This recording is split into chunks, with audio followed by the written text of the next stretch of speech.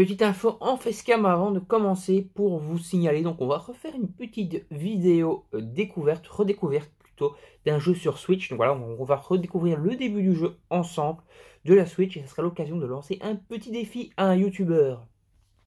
Donc comme je vous l'ai dit, on va faire Valvaris aujourd'hui, on va redécouvrir le jeu ensemble. C'est un jeu que j'avais fait sur ma première Switch et que là j'ai sur la Switch OLED, donc voilà, il y a des nouvelles sauvegardes, donc je vais recommencer le jeu.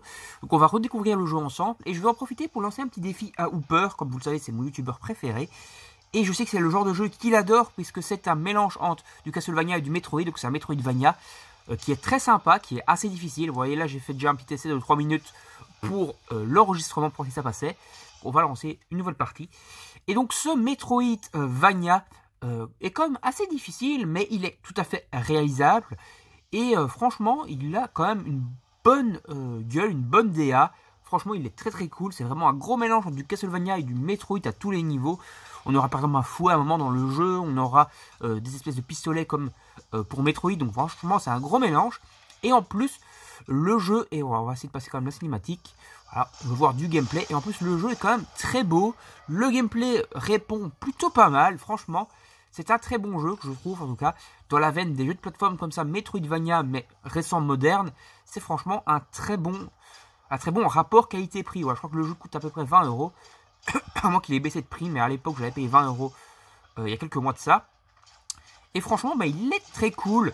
Il faut compter... La première fois qu'on fait le jeu, à peu près 5-6 heures, on va dire, pour finir le jeu. Donc, c'est un jeu qui peut se finir en un live, par exemple, pour Hooper. Hein, donc voilà, ça c'est cool. Une seule partie. Et voilà, franchement, le jeu est vraiment cool. On peut récupérer différents items, un peu les poulets hein, de Castlevania. Bon, là, c'est des espèces d'organes. Hein, voilà, c'est un peu plus sombre, on va dire, un peu plus gore. Là, en bas, on a l'espèce de système, donc, comme vous voyez, à la Metroid pour tirer. Hop, on va se dépêcher. On a donc... un peu comme à la Castlevania, là on a une épée laser, on va dire, un peu à la Star Wars quoi. Voilà, ça permet de sauvegarder, donc en fait on a différents items vertes qu'on va dissimuler dans le niveau, et ça va permettre de sauvegarder ou d'améliorer nos armes. Voilà. Et donc ça c'est si on utilise donc les items. On n'est pas obligé d'utiliser tous les items, donc par exemple si je vais débloquer une prochaine item verte, si je vais à la prochaine point de sauvegarde et que je l'utilise pas, elle va s'économiser pour la suite, et je pourrai l'utiliser plus tard, parce que les items ne sont pas infinis. Les items verts, enfin les espèces de reliques vertes on va dire. Et donc c'est utile de les garder, de les économiser parfois, histoire de pouvoir sauvegarder un peu vraiment quand on le veut et quand on le souhaite, quand on est vraiment dans la merde. Parce que si on sauvegarde entre guillemets tout le temps, à la fin on va se retrouver à la fin du jeu avec quasiment plus aucune relique et ça va être galère pour sauvegarder. Voilà, tout simplement. Donc il faut, c'est un rapport qualité-prix, voilà, c'est un coup à prendre. Là par exemple je vais pas sauvegarder, j'aurais peut-être dû, parce que j'ai quasiment plus de vie, donc voilà, je vais sauvegarder quand même. Donc j'insère l'item, donc on se retrouve avec notre vie qui revient, etc.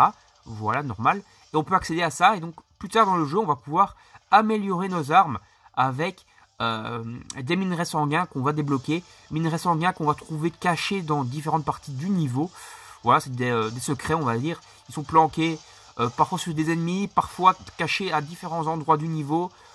Parfois, ils sont cachés dans des espèces de tas de monstres, là, comme on a vu, où on a eu des vies en les utilisant.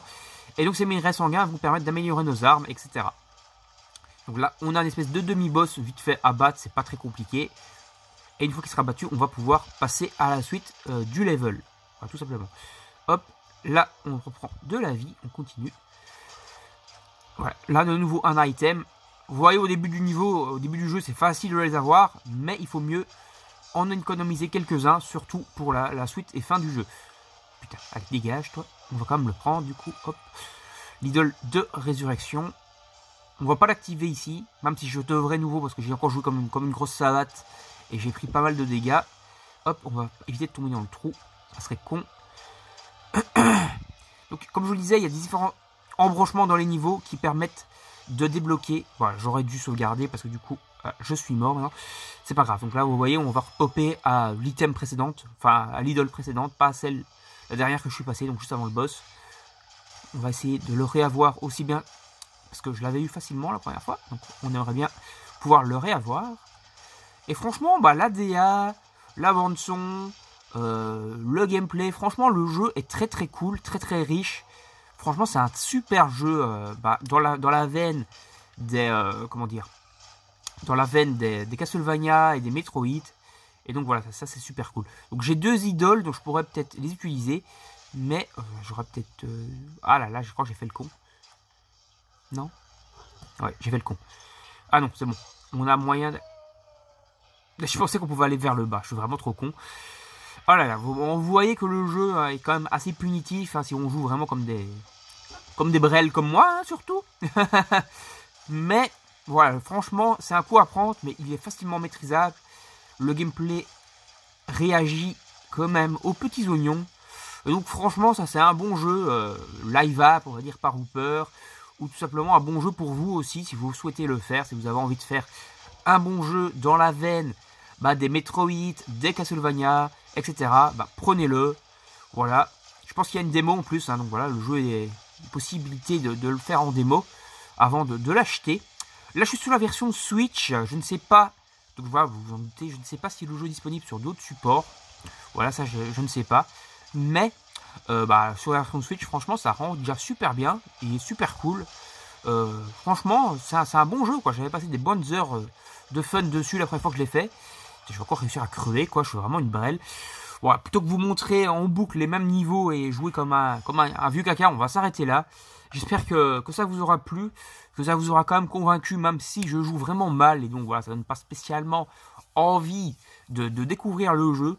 Voilà, c'est vrai que ça fait longtemps que j'ai plus fait ça, mais jouer en parlant, c'est quand même compliqué. Bon, ça fait longtemps, j'avais quand même fait sur différents jeux encore il n'y a pas si longtemps que ça, mais c'est vrai que c'est quand même assez compliqué, surtout sur les jeux qui demandent quand même du doigté et un peu de skill comme celui-là. C'est quand même assez chaud les patates de réussir à faire un truc convenable.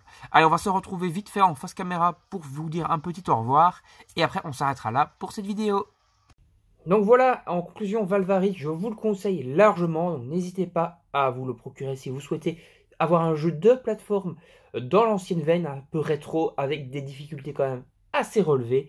Donc voilà, et je lance également le petit défi à Hooper en espérant que ce jeu te plaira et que ça t'intéressera de le faire en live. Allez, salut tout le monde, à la prochaine. N'hésitez pas à vous abonner à la chaîne, activer la petite cloche, liker, partager, etc. Salut tout le monde, à la prochaine, bye bye.